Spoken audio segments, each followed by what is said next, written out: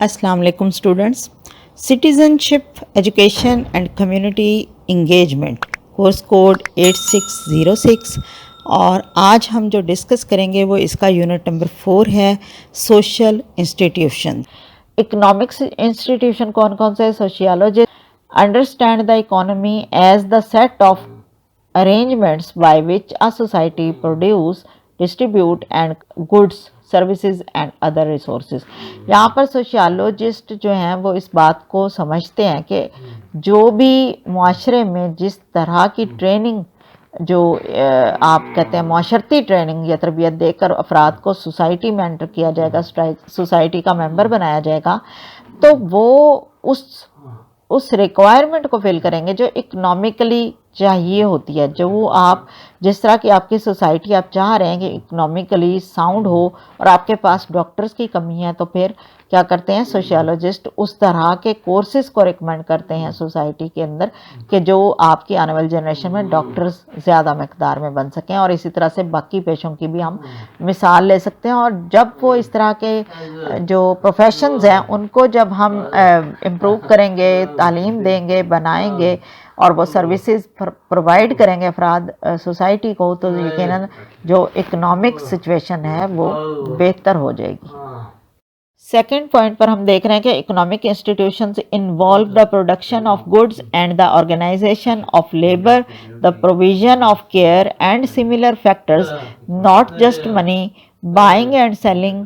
Every society has system of provision और procurements. तो यहाँ पर इकोनॉमिक जो इंस्टीट्यूशंस हैं वो उनका काम होता है कि वो प्रोडक्शन लेवल को बढ़ाएं चीज़ों की, और फिर उसके अलावा उन्हें लोगों का इंतज़ाम करना होता है, काम करने वाले लेबरर को उनको उनके स्किल्स के अकॉर्डिंग उनको हायर करना होता है। और फिर वो क्या करते हैं कि वो केयर फ्राहम करते हैं अपने जो उनके अंडर काम करने वाले लोग हैं उनके लिए और सिमिलर फैक्टर्स के लिए, यानी कि वो सिर्फ पैसों के लिए काम नहीं वहाँ करवाया जाता बल्कि ख़रीदने और फ़रोख्त करने के हवाले से चीज़ों को रेडी किया जाता है और वो चीज़ें बनाई जाती हैं जो कि सोसाइटी की ज़रूरत होती हैं। According to Dania Kendall, economy is the social institution that ensure the maintenance of society through the production, distribution and consumption of good and services.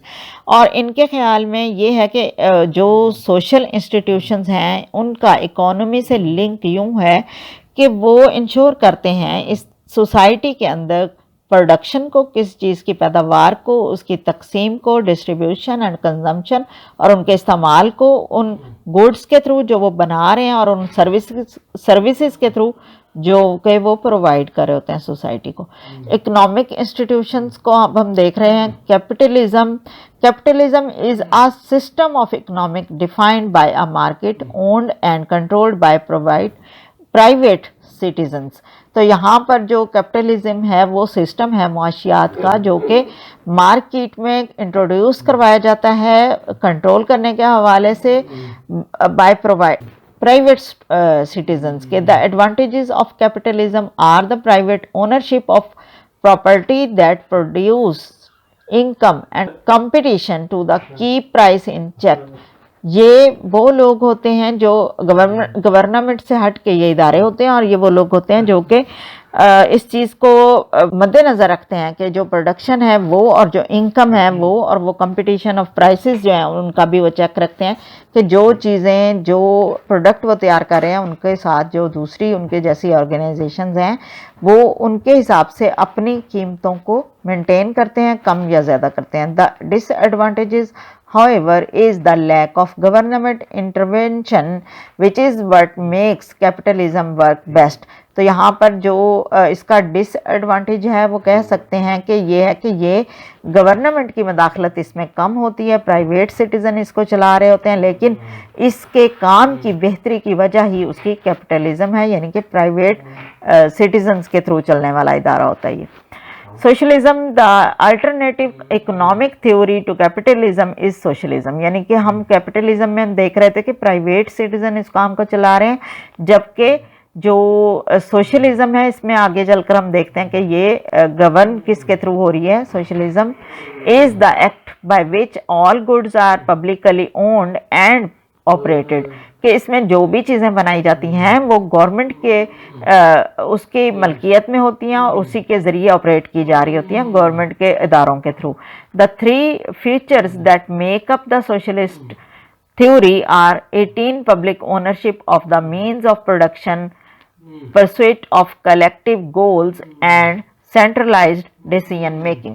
तो इनकी ये तीन अहम बातें हैं कि ये जो इदारे हैं जो गवर्नमेंट चला रही है या पब्लिक ओनरशिप जिसको कहेंगे, वो ये है कि इसका प्रोडक्शन का मतलब जो ज़रिया है वो क्या होगा, परस्यूट ऑफ कलेक्टिव गोल्स क्या क्या होंगे जिनके तहत ये चीज़ें बनाएंगे, एंड सेंट्रलाइज्ड डिसीजन जो हैं वो गवर्नमेंट के थ्रू मेक किए जाएंगे। Specific functions of economical institution हम देख रहे हैं। Provide methods for the production of goods and services, किस तरह से बनाई जाएंगी चीज़ें, किस तरह से वो ट्रांसपोर्ट की जाएंगी, किस तरह से प्रोवाइड की जाएंगी सोसाइटी में, ये सारा मेथड जो है वो प्रोडक्शन का ये फंक्शन है इकोनॉमिकल इंस्टीट्यूशन का। दूसरा ये है कि provide methods for the distribution of goods and services, तो पहले जो है वो प्रोडक्शन की बात की गई है और दूसरे पॉइंट पर डिस्ट्रीब्यूशन की बात की गई है कि वो उन गुड्स को, उन चीज़ों को जो बना रहे हैं या वो सर्विसेज किस तरह से डिस्ट्रीब्यूट होंगी सोसाइटी के अंदर। इन थर्ड पॉइंट पर है enable society members to consume goods and services which are producted, यहाँ प्रोड्यूस्ड, यहाँ पर वो थर्ड पॉइंट जो है वो ये है कि ये फंक्शन इदारे जो हैं इकोनॉमिकल इंस्टीट्यूशन, उनका ये फंक्शन है कि वो एक सोसाइटी के मेंबर को इस काबिल बनाते हैं कि जो सर्विसेज उनको प्रोवाइड की गई हैं वो उनको किस तरह से इस्तेमाल करेंगे। Religious institutions and other topic that has about as much diversity as today's educational system is that of religion, जो बहुत ज़्यादा डाइवर्सिटी जिसमें पाई जाती है वो मज़हब से रिलेटेड हमारे जो एजुकेशनल सिस्टम है उसमें पाई जाती है। Diana Kendall states religion is a system of beliefs, symbols and rituals based on some sacred or spiritual realm that guides human behaviors, guides meanings to life and unites believers into a community। तो यहाँ पर जो भी मज़हबी अकायद हैं या मज़हब है उसकी डेफिनेशन डायना कैंडल की दी गई है, डायना कैंडल की, कि वो कहती हैं कि जो मज़हब है वो एक सिस्टम है, पूरा एक सिस्टम है जिसमें अकायद, जिसमें ज़िंदगी गुजारने के तरीके, जिसमें अच्छी बुरी चीज़ें कौन सी हैं, उनमें फ़र्क क्या है और आपको रूहानी तौर पर किस तरह से सुकून मिलता है, कौन सी। ये था आज का लेक्चर। इस यूनिट के बाकी पार्ट्स देखने के लिए मेरे चैनल की प्लेलिस्ट को विज़िट करें। Thank you. अल्लाह हाफिज़।